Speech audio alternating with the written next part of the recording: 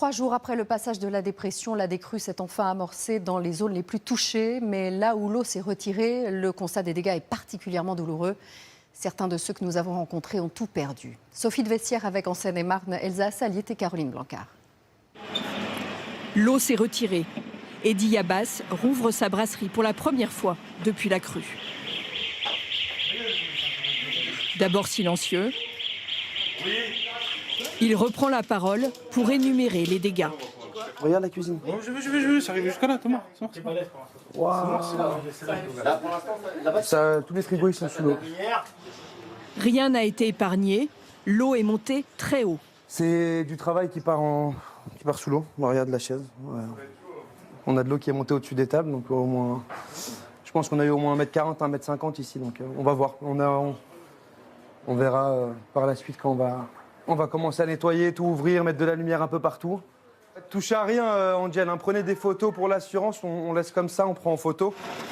Après les photos, le nettoyage. Les habitants de Crécy-la-Chapelle tentent de sauver ce qu'ils peuvent.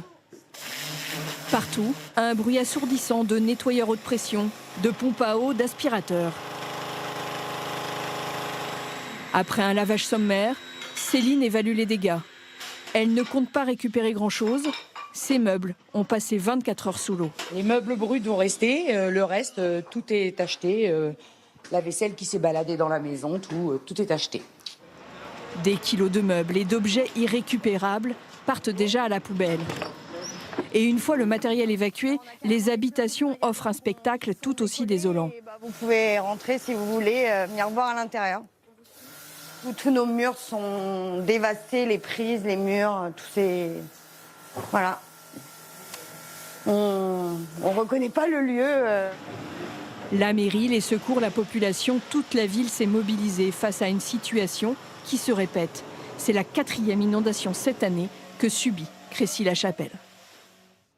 En revanche, dans le Loir-et-Cher et en Eure-et-Loir, les 2 départements encore en vigilance orange, on a scruté toute la journée la montée du Loir, attendue en début d'après-midi. Le pic n'était toujours pas atteint en début de soirée. Et la crue avait déjà battu son précédent record, vieux de quasiment 30 ans. Sur place, Amandine Creffe, Jean-François Drouillet et Héloïse Lévesque. À l'entrée de son jardin, Thierry voit l'eau s'approcher dangereusement de sa maison. Il a installé 2 pompes pour tenter de freiner la montée de l'eau. La cave est déjà inondée. Là, ça continue de monter, ça prend à peu près 1 cm toutes les 30 minutes. On essaye de multiplier le nombre de pompes, donc de pomper plus vite que ça n'arrive. Pour l'instant, on n'y arrive pas. Donc on limite la montée pour l'instant, uniquement. À Vendôme, cet après-midi, le Loir est encore à son plus haut niveau. Les habitants s'assurent que l'eau n'entre pas dans leur maison. Le camping de la ville est encore sous les eaux. Les pompiers restent vigilants. Ici, les habitants paient les conséquences de la montée de l'eau en amont de la rivière. Nous avons remonté le Loir pour arriver à Châteaudun, où depuis 2 jours, l'eau a gagné la ville. Alors que certains sont encore sous le coup de l'émotion. Donc vous voyez, il ne me reste plus rien en fait. J'ai plus rien. Donc tout ce qui était dans le frigidaire congèle, forcément il n'y avait pas d'électricité, donc tout est à la poubelle. En fait je suis tellement dans la douleur et c'est tellement difficile à vivre qu'il est difficile de poser des mots en fait sur ce qu'on ressent et sur ce qu'on vit et tout ce qu'on perd en fait. Cet agent vient s'assurer que le réseau de gaz n'est pas défectueux. Avec la montée des eaux, on peut avoir des problèmes sur les détendeurs qui sont ici. Mais là, il n'y a pas de souci là-dessus. Donc il n'a pas pris l'eau, il n'y a pas de fuite de gaz, il n'y a rien du tout. La dame est en sécurité, en tout cas à ce niveau-là. Un peu plus loin, tout le rez-de-chaussée de Luca a été inondé. Le canapé est mort. On a pris des photos, ma propriétaire est venue tout à l'heure, elle va faire une déclaration de sinistre. Nous, on termine au moins la pièce à vivre. Et dès que je rentre, je fais la déclaration aussi. Comme Luca, ils sont nombreux à espérer rapidement de l'aide des assurances. Et parmi ceux qui paient le prix fort de ces inondations, les agriculteurs. Certaines exploitations se retrouvent totalement inondées dans des régions qui ont déjà subi de fortes pluies cette année. C'est le cas en Vendée, où les éleveurs que nous avons rencontrés ne savent plus comment nourrir leurs bêtes. Nicolas Hess et Solène Robin. Cet exploitant a débuté sa récolte de sorgho la semaine dernière, mais il a dû tout arrêter. On voit bien que ça s'enfonce Ça porte pas un bonhomme, donc un tracteur, c'est même pas la peine. Aucune machine ne peut rentrer sur sa parcelle sous peine de s'embourber et ces plantes ont beaucoup souffert. On voit des plantes qui sont déracinées, donc en espérant quand même qu'on arrive à les récolter assez rapidement, parce que sinon elles vont finir par pourrir. Cette année, il est tombé 2 fois plus d'eau que l'an passé en Vendée. Pour ce producteur de lait comme pour les autres, la semaine n'a fait qu'augmenter leur inquiétude. C'était déjà très compliqué avant la tempête, donc chez nous on a pris 60 mm à mercredi avec la tempête. Donc c'est de plus en plus compliqué. Donc là, il va falloir attendre. Conséquence, sur son terrain, il n'a pu récolter que la moitié de son sorgho et un tiers seulement de son maïs. L'an passé, à la même époque, ses stocks de nourriture pour ses vaches étaient pleins. Si on ne récolte pas, oui, il n'y aura pas assez de nourriture. Maintenant, comment on va compenser ce manque de nourriture aujourd'hui, on n'y a pas réfléchi encore. Plus au sud, près de La Roche-sur-Yon, cet agriculteur est producteur de viande. Cette année, en raison des conditions pluvieuses, il n'a pas pu récolter son maïs. Un aliment indispensable pour la croissance de ses limousines. Il va devoir les vendre moins cher. Au lieu d'avoir des vaches que je vends à 2200 €, je vais les vendre à 1500.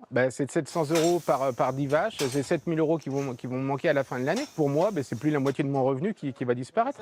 Et comme les prairies sont gorgées d'eau, ces bêtes sont rentrées avec un mois d'avance à l'étable. Les stocks de paille prévus pour l'hiver sont déjà entamés, une dépense supplémentaire. C'est qu'il m'en faudra plus. Donc s'il m'en faut plus et que j'en ai pas assez, il faudra peut-être que j'en rachète encore au mois de mars.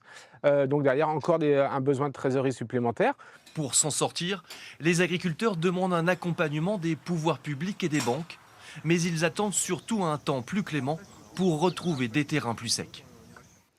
Dans de nombreuses zones, les crues ont pris les habitants par surprise. Vu les quantités de pluie annoncées, comment nos rivières ont-elles été surveillées? Ludovic Romanins et Michael Merle. L'Yvette, une rivière d'habitude plutôt calme, qui n'a connu que 3 crues en 25 ans. Durant 24 heures, hier, elle a triplé de volume pour inonder une partie de la ville. Ce matin, l'eau s'est retirée, les premiers travaux de réaménagement commencent. La priorité, enlever cette passerelle métallique devenue dangereuse. Elle risque de faire quoi si elle cède? De coincer le pont et de faire monter l'eau encore plus, de faire un barrage supplémentaire. L'Yvette est en permanence sous contrôle. 50 capteurs comme celui-ci surveillent le débit de l'eau, ajusté en permanence grâce à ce bassin de rétention situé à l'entrée de la ville. Il est actuellement plein, 1 million de mètres cubes. Tout est piloté par ordinateur. En relâchant l'eau petit à petit par ce déversoir, ils peuvent limiter les inondations. C'est un dispositif, vous l'avez compris, qui allie à la fois la télégestion des barrages et l'alerte aux populations qui sont concernées. Ce qui a permis de prévenir par SMS 4000 habitants particulièrement exposés sur les 20 000 au total. Le maire voudrait maintenant étendre ce moyen d'alerte à toute la ville. C'est avec notre travail aussi de faire en sorte que le plus grand nombre saisisse l'importance de pouvoir s'inscrire sur ces systèmes d'alerte. Parce que c'est très difficile de faire comprendre aux gens que ça peut arriver à tout moment. L'Yvette, par contre, n'est pas surveillée au niveau national par le service Vigicru.